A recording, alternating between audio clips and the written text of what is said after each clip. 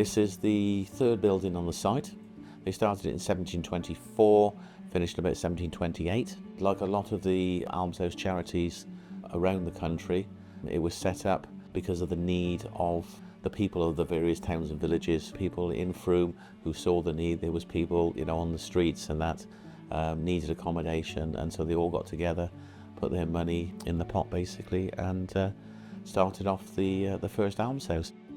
Every almshouse is different. For us, it's over the age of 55. You have to have a discernible link to Frome or its surrounding villages, and the basic rule of thumb is that you can't afford to buy or rent in the private sector.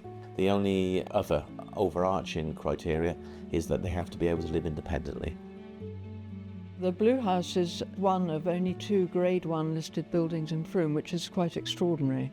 The Blue House itself is it's a gem in the middle of the town, and a lot of Frome residents don't understand that it's here, or they don't know what it is, they don't know what we do, and they don't realise that we've got this stunning garden.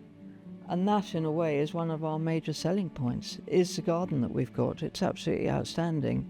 And we're set on an island, and it's a real haven. And the people who come and live here absolutely love it, because they are very, very blessed to have that sort of open space in the middle of a town, and yet be close to shops and friends and family and that sort of thing. It's really inspiring to work with the residents, actually, because not only am I teaching in a way, but I'm also learning from people who are in some ways more experienced in gardens than I am. And it's been really rewarding to watch Jess particularly flourish since she moved in here. And she'll say herself she's not a gardener, but I know that she's got a natural sort of instinct for it. And it's been really encouraging to see her enthusiasm and joy. It's given me a new hobby and a new look at living. I came here just to read books, catch up on books I hadn't read or finished, and they've gone right out of the window. So there you go, just so joyous. And you don't really get to know a garden like this unless you're actually in there planting and growing and watching. So that's my joy.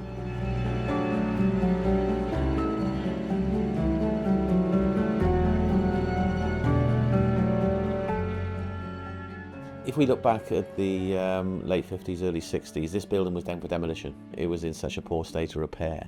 Fortunately, the good people of Frome came good.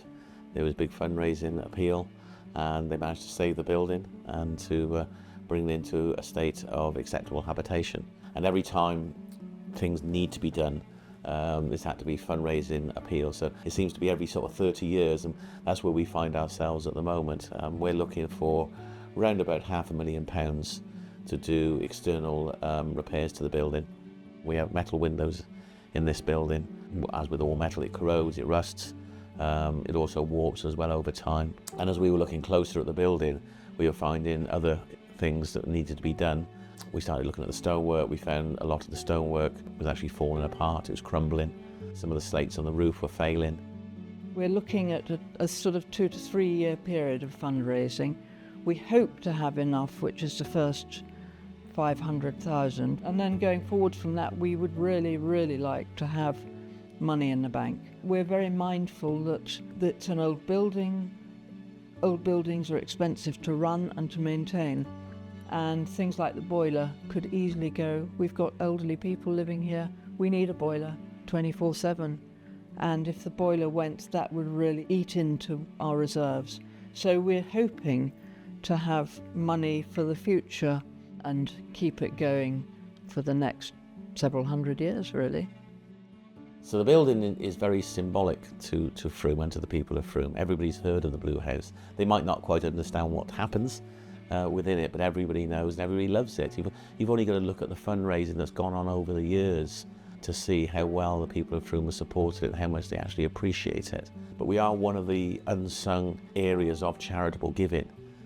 People don't understand really what Almshouse is about, and one of the things we're looking at doing is getting the message out there and trying to say to people, you may not realise it, but people in older life, they have needs as well. They can fall on hard times for whatever reason, and they come to us needing accommodation. I just feel really blessed to be living in such a beautiful space. And there's a huge sense of community. I mean, community is so important, isn't it? There's so much loneliness and isolation that it's so really important to connect. And we do that here. It's precious, actually, to me, if I'm really honest. And I feel very lucky to have been offered a place here. I think it's absolutely phenomenal. And I'm very fortunate I've got a ground floor flat with French windows that open out onto the garden. And the garden's virtually mine. One of the good things is that you have got independence as well, but you've also got this community thing, you know, like having the afternoon teas. It feels like home. It's warm and it's central. There's a very good atmosphere of benevolence. It's sort of in the stonework, I think, of the place. I really feel quite honoured that I've landed in this spot, because what that garden does for me, I can't put a price on. And being encircled by water on all sides. I mean, I was born on an island. So in a way, this is, you know, an island in Frome. It's my island in Frome.